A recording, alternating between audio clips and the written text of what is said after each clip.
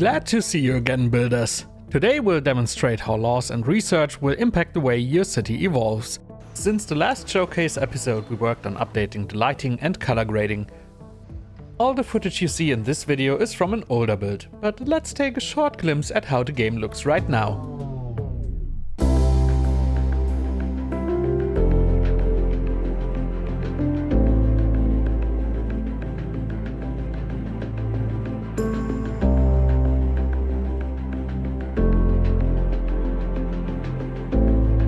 We really hope you dig the way it looks. Feel free to tell us how you like it in the comments below. Now buckle up, we are diving into laws and research. To pass any law, a courthouse needs to be built in your metropolis. On completion, you'll get access to all available options right away. Laws are your tools to quickly react to something going on in your city and to make a full-scaled and overarching decision. Quick rule of thumb, a law will either cost or generate money. You can pass or revoke them however you please. You're the mayor of the city at the end of the day. So let's get to it. Legalizing gambling, for example, would bring casino operations to your city and with them a shiny new stream of consistent revenue. But sadly, it would also bring a rising wave of crime with it. Is taking the cash and investing in a police station or two to outweigh the negative effect worth it? Well, that's your decision. You're the mayor after all. The ordinance on air quality forces your industry to raise their environmental standards, resulting in less pollution. Since a lot of production facilities emit pollution, a change of 15% on a bigger scale makes a really big impact, resulting in higher levels of citizen satisfaction and more utilizable residential space. But it will also cost a hefty amount of money to keep this ordinance in place. Is this a bad time to tell you that the cost of laws will scale with the amount of citizens living in your metropolis? Now you've slowly come to realize that laws are a pretty big money sink, but they are well worth the cost, since they can greatly influence the way your city is shaped. You could, for example, declare your city a nuclear-free zone, resulting in a ban for the construction of new power plants and the decommissioning of existing ones, in exchange for a bit of overarching citizen happiness. Pretty major decision, but you're the mayor in the end.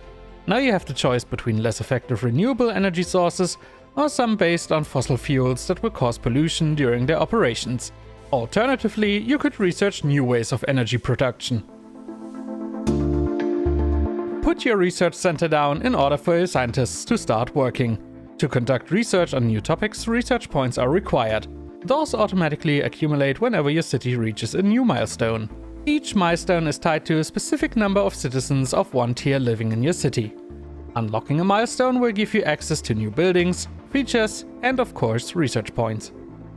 Research is laid out like a branching tree. To progress further in this tree, you'll always need to unlock the corresponding branch of research on the left-hand side first. Looking a bit deeper into the research tree, one topic that strikes the eye is road grid.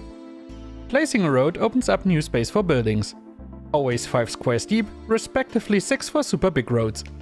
Unlocking this upgrade will add one more row of building space per street, allowing you to build even more densely.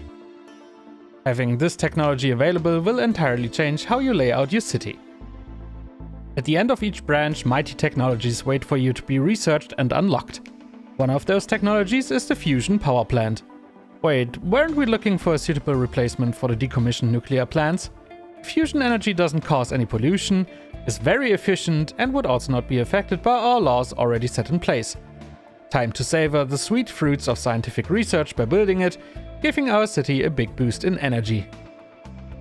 Today's main takeaway is the strong connection between laws and research. Both influence each other in some parts or are inseparably interwoven into others. Research resembles overall progression, giving you access to changes to core gameplay features or major improvements. Laws, on the other side, are pretty cash intensive and more reactionary in their nature.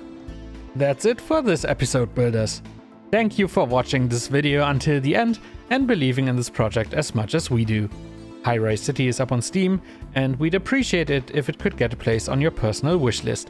See you next episode when we'll likely elaborate some more on overall progression.